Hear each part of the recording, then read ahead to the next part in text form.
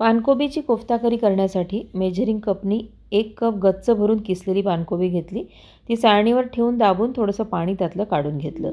2 छोटे उकडलेले बटाटे कुस्करून घातले. त्यामध्ये चवीपुरतं मीठ घातलं. अर्धा चमचा हळद, 1 चमचा लाल तिखट, अर्धा चमचा धणे-जिरे पूड, 1 चमचा बेसन आणि 1 चमचा कसुरी मेथी हातावर चोळून चांगली त्याची पूड करून घातली.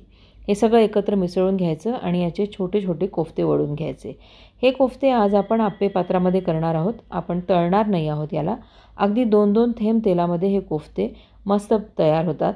सगळ्या बाजूंनी त्याला फिरवत फिरवत छान खरपूस लाल रंगावर येईपर्यंत हे कोफ्ते आपण भाजून घ्यायचे आहेत. कोफ्ते काढून एका प्लेटमध्ये गार करायला ठेवले की नंतर आपण ग्रेव्हीची तयारी करायची आहे. ग्रेव्हीसाठी एका पॅनमध्ये मी एका बाजूला तेल तापत ठेवलेलं आहे. 2-3 मोठे चमचे तेल ठेवलं आहे. त्यात एक मोठा चमचाभर मी जिरं घातलं आहे. 2 वेलदोडे, 1 दालचिनीचा छोटा तुकडा, 1 खडी इलायची, 10-12 काजू घालून चांगले काजू लाल होईस्तवर परतून घ्यायचं. त्यानंतर 2 मीडियम साईजचे कांदे उभे उभे चिरून घेतले होते. पातळ काप केलेले आहेत, तेही चांगले लाल करून घ्यायचे.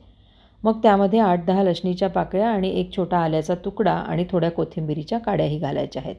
2 मध्यम आकाराचे टोमॅटो आणि 1 मोठा चमचाभर धणेपूड घालून हे सगळं छान परतायचं.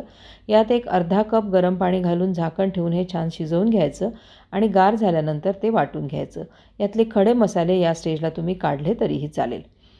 आता ग्रेव्ही करण्यासाठी 2-3 मोठे चमचे तेल एका कढईत मी घेतलं. त्यात हे वाटून घेतलेले मसाले सगळे घातलेले आहेत आपण.